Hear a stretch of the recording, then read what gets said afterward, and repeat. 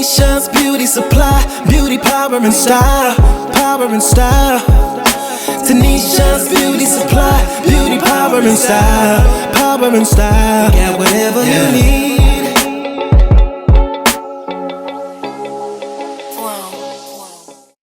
What we want to do in our beauty supply businesses is set measurable goals that we can look back and measure to see our progress, see how we're doing, and see what we need to do more of or less of. Building a team was one of the things that I talked about in 2021. I have definitely been blessed to build a team, a solid team around me, and that's important for going to the next level in your business, is to have a team. I try to do a lot for my team. I try to pay them well, and I'm in year 3 now. I try to pay my team well because my team is the reason that I can sleep at night without worrying about what's happening in my store. My team is the reason I can go to my store once a month or once every other month and still live my life doing what I want to do because I have a team. Without a good team, you're stressed out.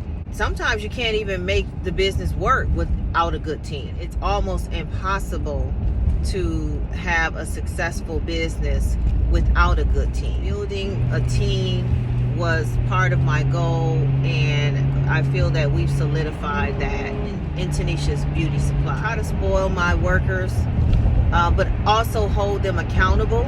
But I try to do what I can for them to make sure that they're happy, because I listen to a lot of sermons, and someone said that you manage processes, but you lead people. So I take the approach with my workers of leading them. Although I'm the boss, I know I'm the boss, but I don't have to sing it all the time. I try to put my workers in a position that they can think independently in a way that if they ever wanted to go open up their own beauty supply store, they're learning and being trained on how to do that.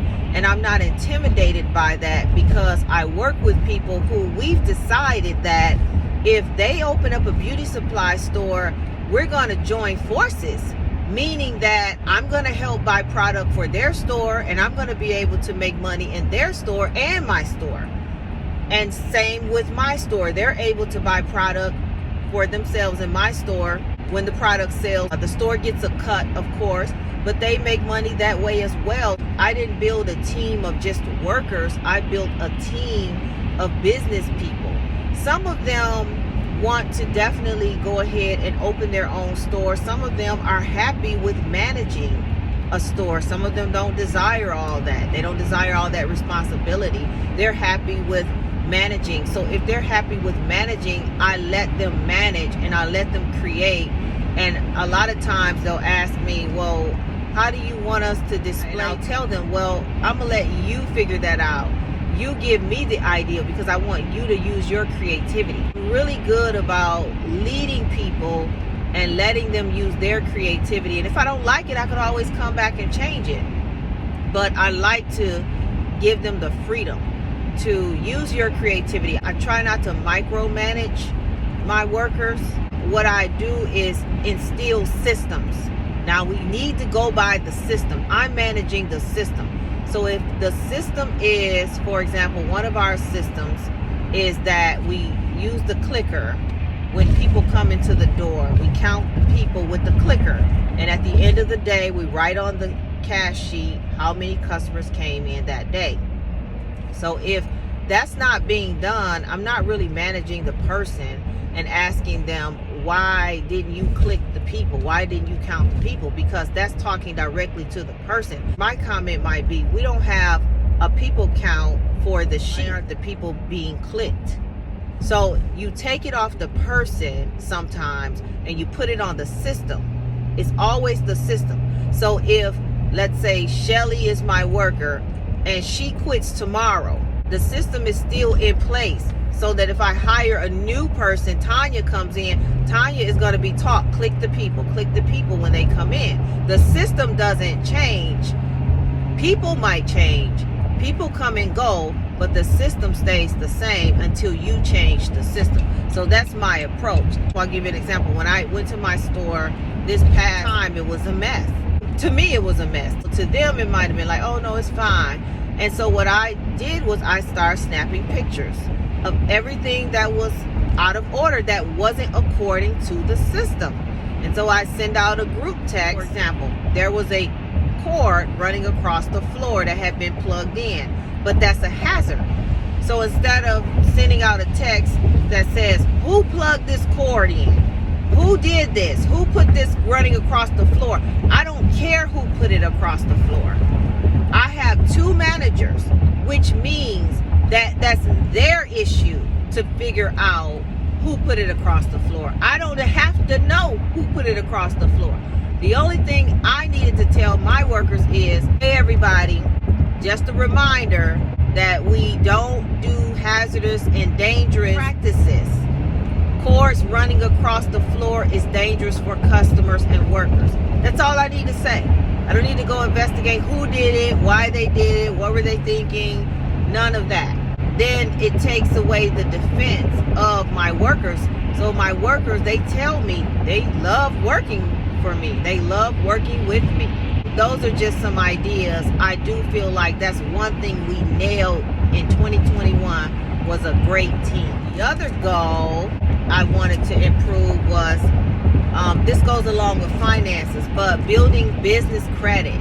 I am happy with the progress of business credit because there's a difference in your own credit and using your business credit and building credit in your business name. So I just did a lot of research, listening to YouTube videos and finding out how to go about building credit in my business name. And then I started following some of those suggestions, some of those cards that you can open up that's just in your business name. Credit Plug is one of the guys I listen to. It's an African American guy, and he's really good. He's always telling you which credit cards are best. He's always giving you information on credit cards that focus on your business. He tells you detailed information of how their programs work. So I listen to him and others. My goal is that my personal credit stays separate from my business credit. Now, you can't always start off that way, but that should be the goal, that your business credit is something different, because businesses do fail. They do fail. You don't want it to fail, and I don't see my business failing, but if it ever failed, I don't want my house attached to my business. I don't want my car attached to my business. So if I file bankruptcy on my business, that's just the business. Guess what? You can start a new business.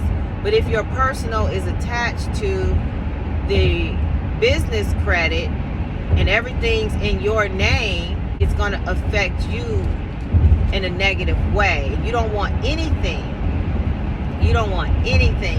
to mess with where you lay your head and how you transport yourself around the world. Those 2 things, you don't want anything affecting that. Businesses have ups and downs. They have pluses and minuses. They're unpredictable. Like COVID can come in and change everything. So you definitely want to make it a goal to build business credit. So I think I'm doing very well in that area. I'm going to continue to, as I move forward, separate my personal credit from my business credit. I'm making good payments. It'll just continue to make my business credit stronger. So I feel that I'm doing very well in that area. Knowledge of the product. I'm definitely more knowledgeable about products than I was before, and that helps. That helps with sales. It helps with ordering for my beauty supply store, that I've increased my knowledge on the products. Please hit the like button so we can get the content out to other African Americans who want to open beauty supply stores or who own beauty supply stores. Subscribe for more info about owning your own beauty supply store, and check out our website, tanishasbeautysupply.com, for virtual beauty supply classes and one-to-one coaching. I feel that I've improved my pre-planning. For example, Mother's Day is coming up, and I already have materials and products that I want to use to make Mother's Day baskets. My store manager, she created some small baskets and they did very well. I felt like I was ready for the dry season of December, January, and February for beauty supply stores. And what I learned is you need a lot of wet products because people want to look good for Christmas Day. They have to go to work, even though Christmas is over with and it's a dry season, they still have to go to work. They don't want to look crazy. They want their hair done. So I learned, load up, basically focus on the basic beauty supply staples during those dry seasons, and it'll carry you through. You will notice slow days, but your basic beauty supply products will carry you through until you can get to tax season. So the end of February, end of February, and all of March, beginning of April, that's tax season. So then you're going to start to pick up. During those seasons, I learned, have your accessories, have your jewelry, have your clothing, your wigs, your bundles, because tax season, they're going to be eating those up. So I felt like I did a pretty good job this year of being prepared for the seasons before the seasons hit. Marketing was something that I wanted to improve, and I feel I still have a long way to go with marketing. I may have to eventually hire a marketing expert. Right now, that's not at the top of my list because I feel I haven't done everything that I can do yet. Like, I still haven't taken advantage of some of the free marketing apps out there, like TikTok. Starting to get ready to work on that. I don't feel like I've taken advantage of Snapchat and some of the other apps. Instagram, I have at least started posting every day, and I do also have my worker to post on Instagram one of my workers, when she works her shift. I feel I have a long way to go with the marketing department. I'm not strong in that area, and I need to get stronger. For the year 2022, I want to improve greatly. So when I come back to you in 2023, I want to say, yeah, I've really improved in the marketing area, but right now I'm probably at a D minus. I'm not doing very well in that area. So those were my goals. Post your goals in the comments section. Let us know what your goals are for the year 2022 in your beauty supply business. I do have some other goals too. I want to expand my clothing.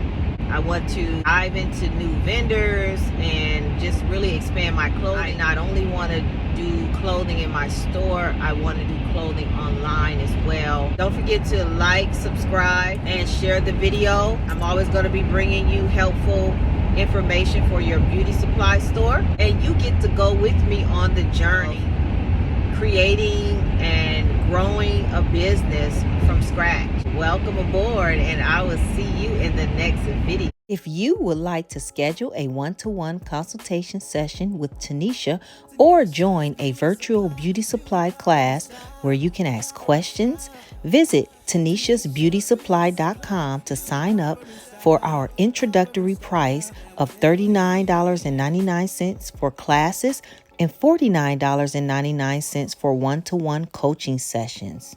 Tanisha's Beauty Supply YouTube channel for more videos on the topic of opening and setting up your own beauty supply store. I encourage you to replay as many times as needed to learn the information. Power and style, power and style. Got whatever you